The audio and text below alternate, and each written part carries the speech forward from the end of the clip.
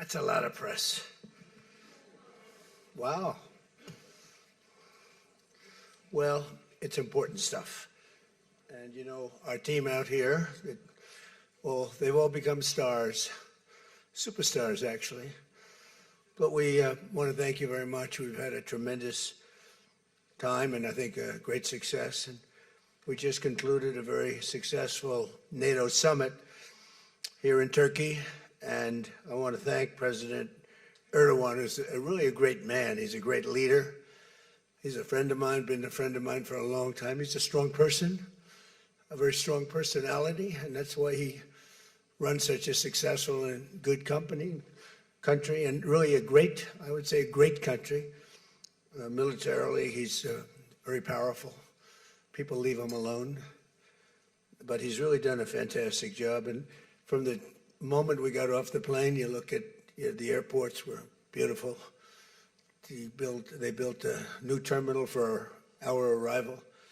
Everything was beautiful. And so I just want to thank President Erdogan, who's done a fantastic job in Turkey. And I also want to thank NATO Secretary General Mark Rutte. Mark is an extraordinary person, smart, great leader. It's not easy leading so many leaders like that. You get a lot of leaders and they're strong personalities, every one of them. And Mark does an unbelievable job. Couldn't find anybody better. I just want to say there was tremendous love in that room. The press got to see the sitting, but they didn't get to see the speaking. And I actually said, it's too bad the press couldn't see this, because every one of them spoke for a little while, and I spoke for a little while. And it's a lot of speeches. We kept it short, but it's too bad the press couldn't have seen what we were doing in that room, because it was very smart people, and they have a lot of good in their heart, not evil, good. And they're doing a great job for their country. The world is doing well. We have, as you know, the oil is down. We'll see whether or not we keep it down. We should keep it down. We're doing things that should have been done 47 years ago with Iran. And I just want to say that throughout my first term and over the past 18 months, the United States has led a historic effort to dramatically increase the defense spending and to have equipment that no other country in the world has. When you look at Venezuela, when you look at Iran, essentially demolished their military in a couple of weeks. They had a good military, they had a good Navy, they had 159 ships, everyone's at the bottom of the sea. They had hundreds of airplanes, they're all gone. They were all lying burned up on the runways.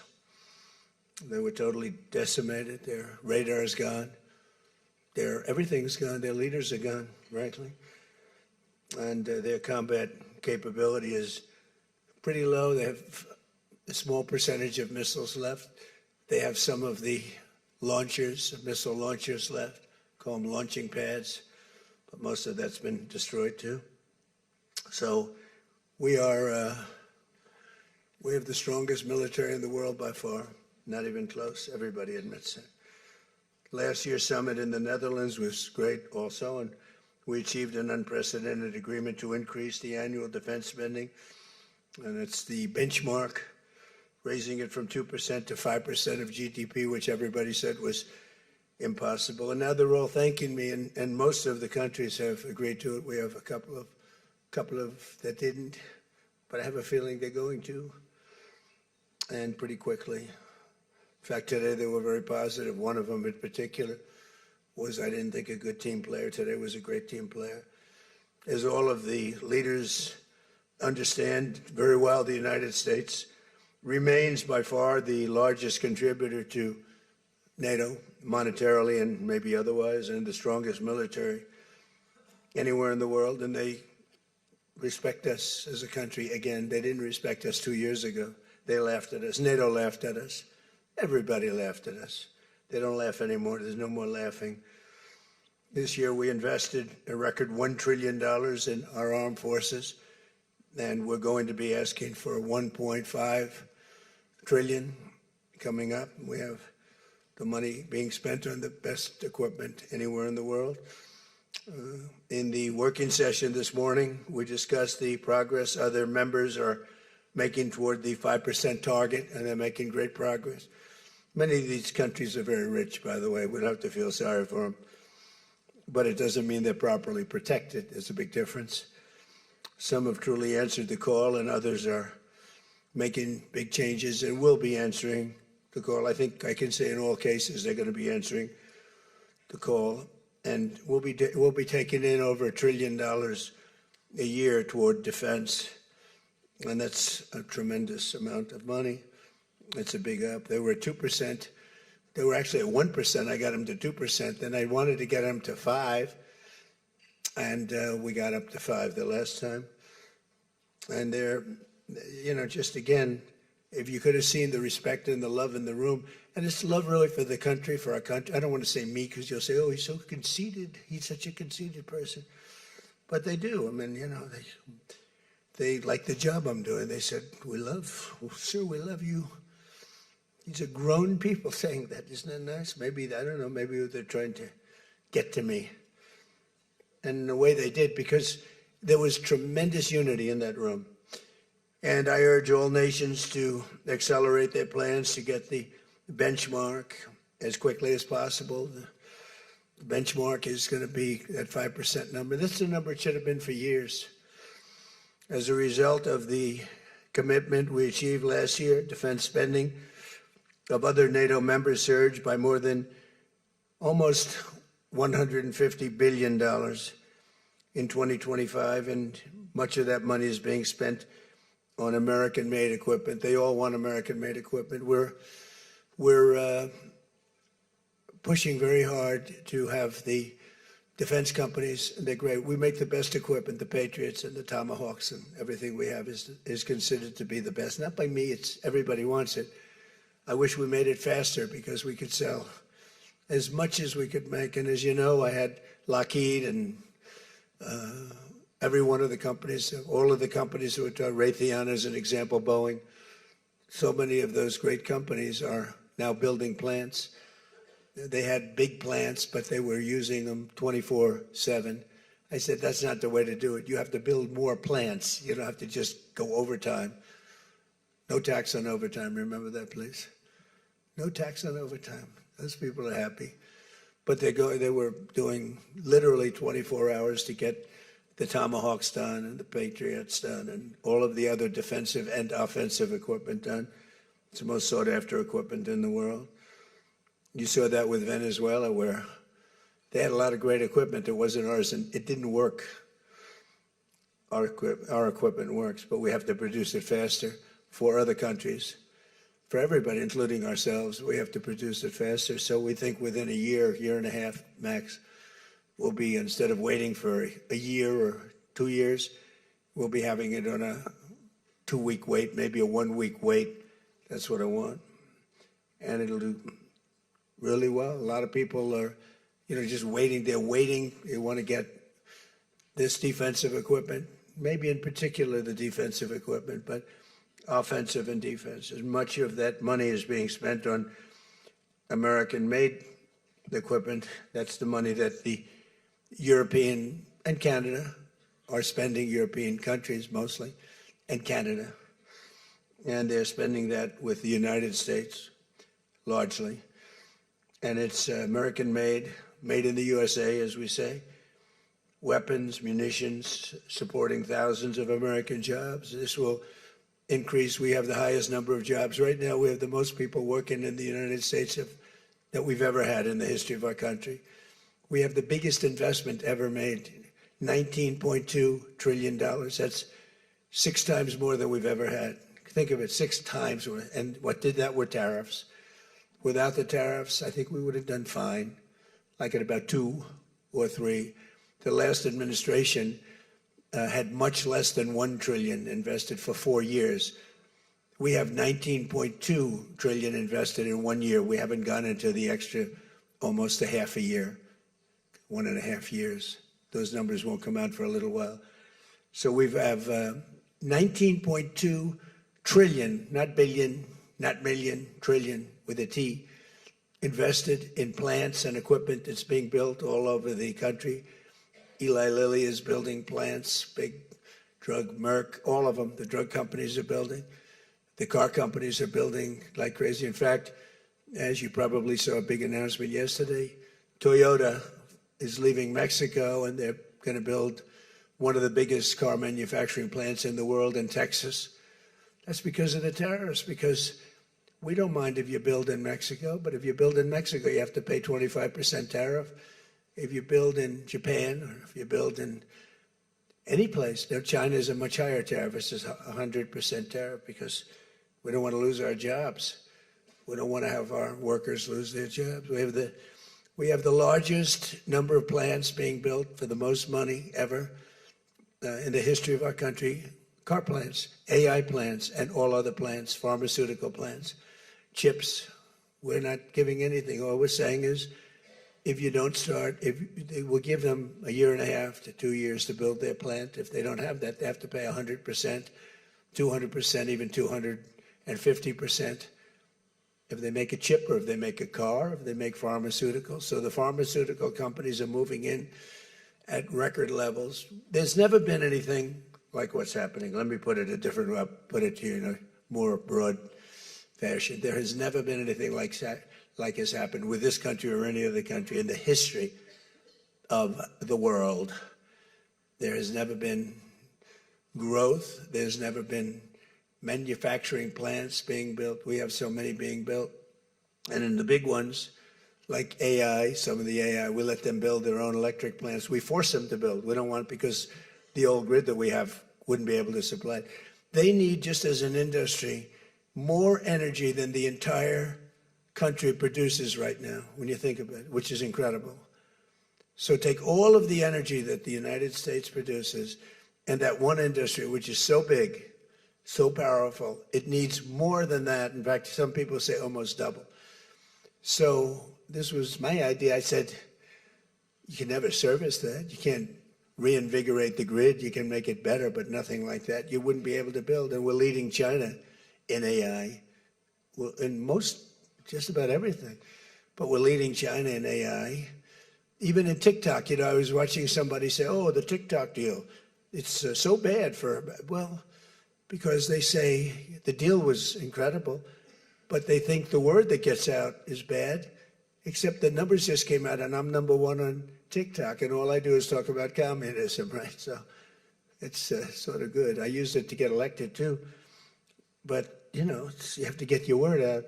But the numbers came out just a little while ago, and I was #1, some ridiculous number. I never heard of numbers like that, but #1. And all these entertainers are number 27, 29. It's crazy. I don't even understand myself, but that means that my word's getting out about how great our country is, how successful our country is, and how bad communism is, and how bad these lunatics are that are running for election that don't sound good, don't think good, and don't look good. I don't see any looker. I don't see anybody with the look. You need the look, I guess. You need something, but they don't have it. And I think they'll fade fast. And it's not social democrats. This is not a social democrat. These are communists that are running. And they don't want God. They don't want successful things to happen for our country. They don't want to have a successful country. I think they're sort of crazy. As European nations rebuild their militaries, American equipment will be the largest beneficiary. The defense companies are going to be making most of that equipment. They want the American equipment because it works better. It's not a question of anything else. We make the best equipment in the world. And to that end, I provided other leaders with an update on the steps we're taking to rapidly scale up production in the United States. And they wanted to hear that because they don't really want to get it in 4 years, 5 years. They want to get it like in a week. And we'll actually be at a point like that in the not too distant future with the plants that are being built. The defense plants, it's incredible. Lockheed is building, I think, 5. Some of them are building 3, 4, or 5, and they're big ones. It's going to quadruple the output we have with the munitions and the basic equipment itself, whether it's a Patriot or Tomahawk missile or any of the missiles that we make many missiles, different types, for different occasions. And just today at the summit, we announced $3 billion of new defense investments with U.S. companies. And Lockheed Martin will establish a world-class Patriot missile sustainment facility, a big deal in Europe. They're given a tremendous incentive by Europe to do that.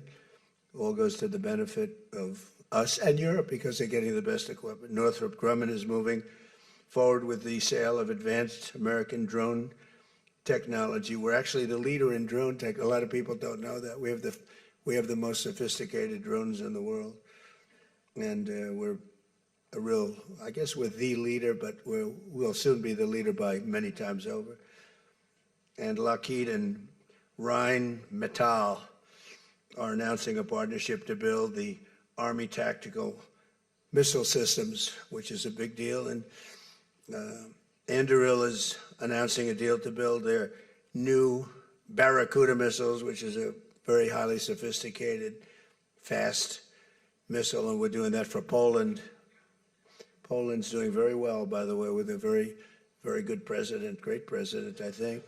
All of these agreements directly benefit the U.S. defense industry and base, and what it really does is it means jobs. And again, I have to just say that when Toyota announced yesterday, I wasn't that surprised, but everybody wanted to get that. That's the largest, I think it's going to be the largest plant in the world, car plant, and they're moving into the United States. And again, they're doing that to avoid paying the tariff, because if you build your product here, you pay no tariff. If you don't, you pay a 25% tariff, depending, 35% sometimes 100%, 200%, depending on what the product is. As an example, we're doing great on steel because we charge tariffs. So now all of a sudden the steel industry, which was absolutely dead a few years ago, I revived it in my first term, pretty good. And then they blew it in the Biden term. What a shame. They just blew it right out the window. They had no idea what they were doing. And I quickly revived it at the beginning of this term, year and a half. And the steel business is through the roof. We don't even make aluminum anymore. Now we're going to have the largest aluminum plant in the world being built in Oklahoma. I love Oklahoma. 77 out of 77 counties, 3 times.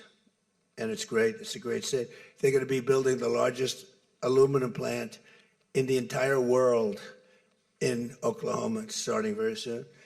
Over the course of the past 2 days, I had a number of excellent discussions with other leaders at the summit and held productive bilateral meetings with essentially all of them. We had dinner last night, just about all of them were there.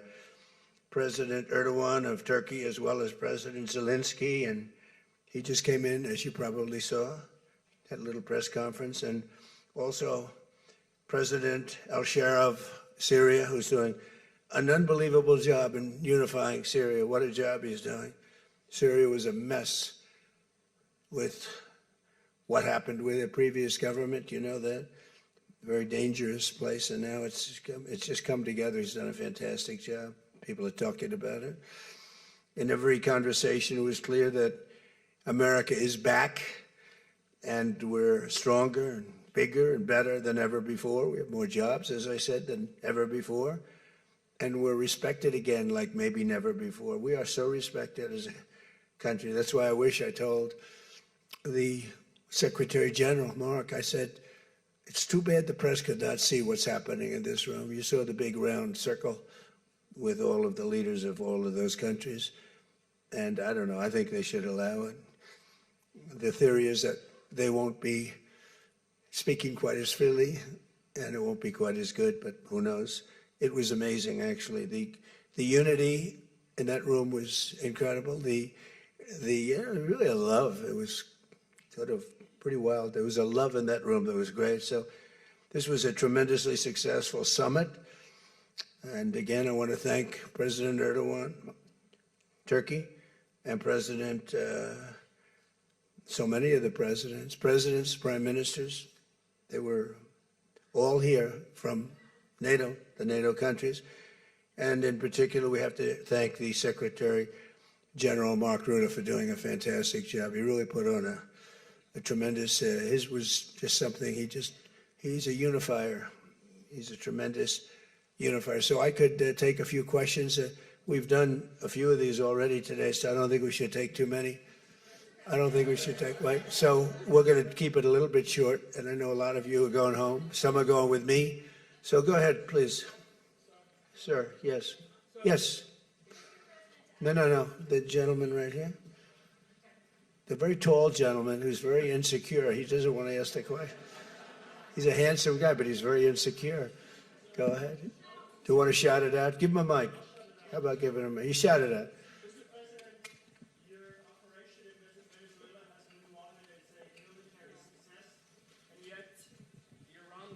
Seems to be a strategic dead end for you. Why are you apparently unable to end the Iran war? So I think we're doing just the opposite. The Iran war has been a tremendous military success.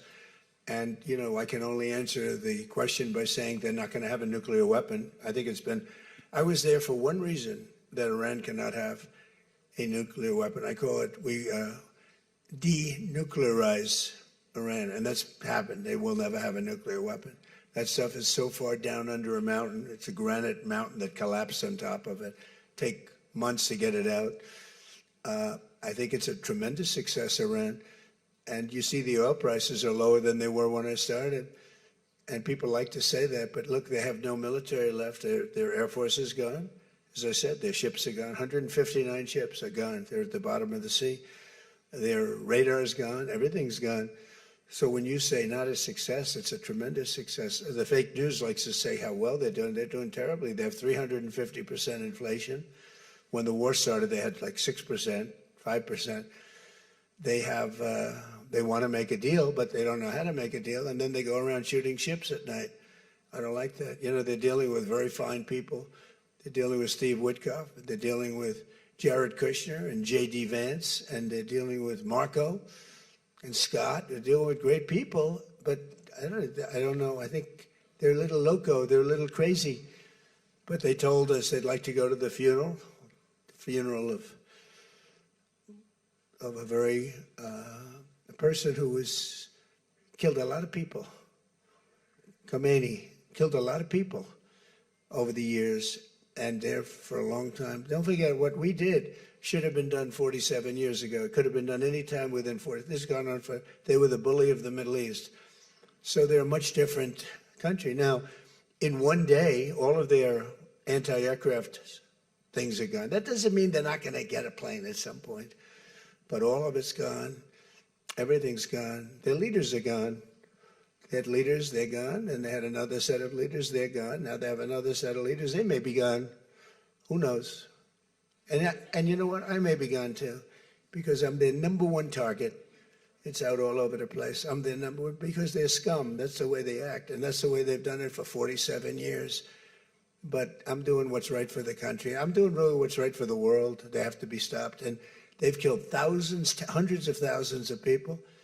They killed 52,000 protesters over the last 3 months. So when you say we're not doing well, I think we're doing phenomenally well. Our military has been incredible. Plus, we had a blockade. Did we have a blockade? Did you ever see a blockade work that way? You know, for you that said we're not doing well there, we did great in Venezuela. That was a one-day war, and they're very good military. You know, it's a very military country. We took out one of the worst human beings in the world, Maduro, and he's in jail waiting for trial.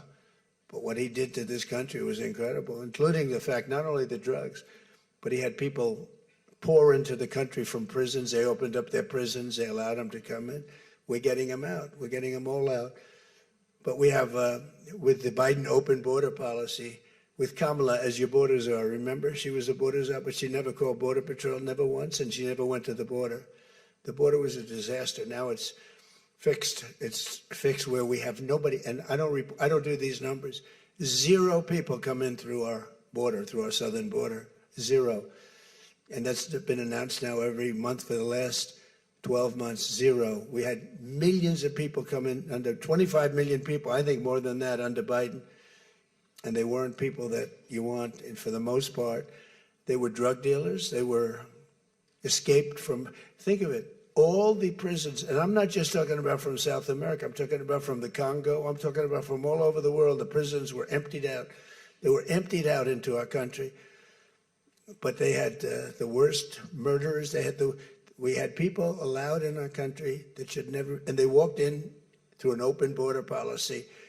And all I'm saying is that you're lucky we won this election. Yeah, please. Go ahead. Go ahead. No, yes, go ahead.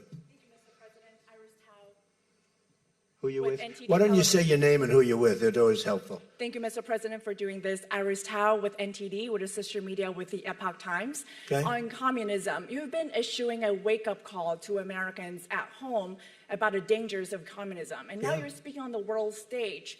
What's your message to people both living under communist and socialist regimes, but also people living under democracies like in Europe and America who might not have realized how close communism has come to home? Yeah, that's a great question, actually. But look, I want to get the word out because what's forming is communism in the country. And communism's easy to sell. I would be the greatest communist in history. I'd be right up there with Lenin. I'd be as good as anybody. You've got free rent for the rest of your life. What they don't say is that you'll be living in squalor in 12 months. You've got a free house. Would anybody like to have a free house? We'll take it away from somebody. We'll give it to you. You'll have murders all over the place. Communism's a disaster. It's been proven to be for thousands of years under different names, but same thing. It's very important. And, you know, it's funny. One of the reasons I do so well with Hispanic people, I set a record, Republicans. I get great numbers for the election, helped me get elected in a landslide. The Hispanics, because a lot of them came from countries that were essentially communist.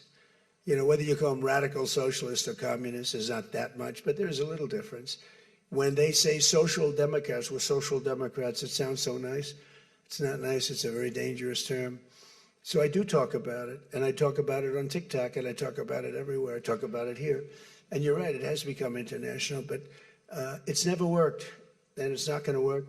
What is working is the United States. So think of it, we have more jobs than we've ever had. People are making more money than they've ever made. I'm talking about workers now. I'm talking about workers. They're making higher salaries than they've ever made before. It's just the best system, and it's got flaws, but everything's going to have a little flaw, but it's been amazing. And when I watch what's happening, and I see these lowlifes I mean, they're lowlifes. I watch them. I know good people. I know quality people. These are essentially lowlifes.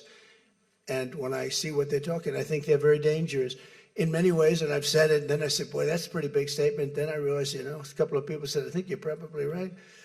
I think this country, with this thing that's going around, is in more danger than it was during World War I, World War II. If you talk about September 11th, if you talk about Pearl Harbor, that was big danger. I think the concept of us going communist, because one thing that happens when you go communist, you never come back, never comes back. You die in squalor. You die a horrible death. You die in squalor, and it gets very evil and very nasty. Yeah, please go ahead. Mr. President, Tyler Pager with the New York Times. Last month you said Iranian leaders were very rational people, nice people to deal with, strong people, smart people. Today you said they were scum, sick people, and being led by sick people. What changed, and do you think I got to know them. So I've said that about a lot. Now, when you say rational, I think they're much more rational than level 1, level 2. Level 1 is gone, level 2 is gone. This is level 3. I think they are more rational, but based on their actions over the last week or two, they're not doing a service to the people. And I think more than anything else is I got to know them. And I'm not sure I want to make a deal with them. We can play games, but I'm not sure I want to make a deal. Let's just finish the job. Yeah, please, go ahead. Go ahead. Go ahead. Go ahead. Thank you, Mr. President. Steve Sedgwick from CNBC. The oil markets are up today around about 7% for WTI and Brent as well. The world is taking you at your word, sir, that the MOU is over, that the ceasefire is over. What happens next, sir? Are we on the cusp of a full-scale return to full conflict? I'll tell you what happens next. We're never going to see Iran have a nuclear weapon. because that's much more important than the numbers you're talking about. The prices of oil are dropping like a rock. Now they'll be up a little bit, and this will end very quickly. We have an oil glut right now because we got all those boats out of the strait, and it's going to drop, and I've predicted everything. I've been right about everything, and I have been for a long time. That's how I got to be president 3 times. That's how I won 3 elections. I did very well in the second one, won it. It was a rigged election, but I've been right, and oil's coming down. Now, I have to make sure of one thing, that we don't have lunatics having control over nuclear weapons. So we have that now. There's no way they have a nuclear weapon. We have cameras, as an example, on the site that does beautiful B-2s at 1 o'clock in the morning 10 months ago, blew up. They blew it up.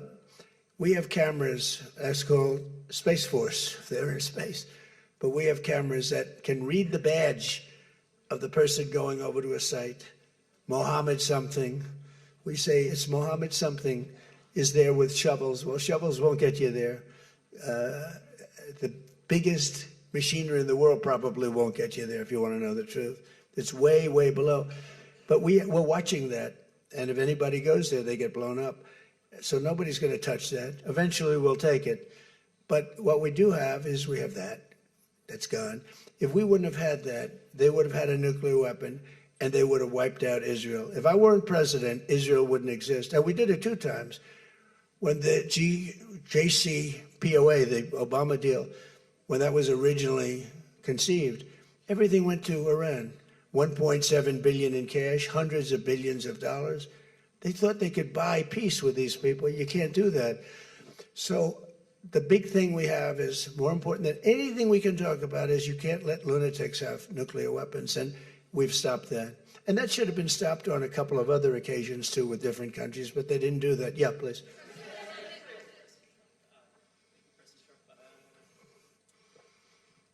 Stephen Nelson from the New York Post. I'd like you to address speculation that you're leaving Ankara not in the new Air Force One because of security concerns involving Iran. You've spoken today twice about them possibly assassinating you and possibly being successful. Did that concern have something to do with it? Well, I speak about it a lot because, you know, the life of a president is very dangerous. It's 5.2%. You know what a race car driver is? 1/10 of 1%. A bull rider, that looks pretty dangerous to me. It's 1/10 of 1%. No, it's 5.2% is you don't make it. You should have told me you're an excellent reporter. You should have told me that years ago. Maybe I wouldn't have run.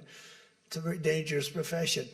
No, I'm #1 on the kill list for Iran. They're lovely people. I'm #1. So I don't know. I can't tell you that, but I don't really care because I'm doing my job and I'm doing it, I hope, better than anybody's ever done it because we have a country that's hot and really, really successful. But I mention it only because it's on the list. I mean, it came out. There was another list came out yesterday, and I'm #1 on. I like being #1 on TikTok better, but I'm #1 on the list for killing. Go ahead. Hey, Sean McCreesh, New York Times. But why aren't you flying the new plane home? Say what? Why aren't you flying on the new Air Force One home? It's flying to Europe, to one of the big bases, 2 or 3 of the big bases, where we can show it to the people. And we'll be going home by normal methods. But we have it going to Europe to a couple of bases, actually 1 in particular, but it's going to go to a couple of bases, stop, so the soldiers can see it because it's truly magnificent. Yeah, please. Go ahead. You want to go? Okay, go ahead. Mr. President, Harici Media, Tunç Akkoç, Türkiye. Mr. President, it seems that the war with Iran may start again. What do you expect from your European allies? I don't think it's going to start again. I think it's going to go very quickly. They hit a couple of ships, and so we hit them much harder. When they hit, we hit 10 times harder. You know, we hit much harder than they do. We have a lot better equipment than they do. We may even, somebody asked before, do you think you'll hit them tonight? I said, we might. Yeah, we might. But when they hit, we hit. You know, it's what we use their language. We speak their language. No, I don't think so. I think anything that happens is going to be over very quickly, and we'll only make it safer, including for oil. Oil is going to be very free, very easy, and it's going to happen very fast. We have the Hormuz Strait, the boats have pulled out. I mean, there's a gusher of oil right now. We have a lot of oil. And no, anything that happens is going to happen very fast. We're not looking for long term. Okay, go ahead, Red. You said today that countries... You're with who? MS Now. MS Now. That's a failing network. Why would you want to work for them? MS Now. Can you imagine? They wanted to get away. They took the name NBC because they were embarrassed by it. Go ahead, let's go. When do you hear this question? You said today that countries like Spain, Italy, and the UK were not there for the U.S. and its war with Iran. Should those countries be attacked, will the U.S. be there for them? Well, I'll tell you what. Number one, Spain has been very bad, but, you know, Italy's been good, and almost all of the countries have been good. They just had a bad moment. They didn't help us. We didn't need the help, but if we would have wanted the help, I said, by the way, if I want help, Sir would rather remain on the sidelines, and I didn't like that answer. UK gave an answer that was sort of weirder than that. They went out.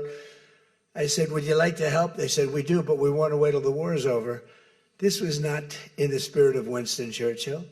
So, yeah, I mean, I'll tell you what, I can only say if there's one word that comes out of today, it's unification. I've never seen anything like it. Every one of those countries, they love us, they love each other. That was tremendous unification. It was a nice thing to say, and it was a very fair question, too. Yeah. Green? Green?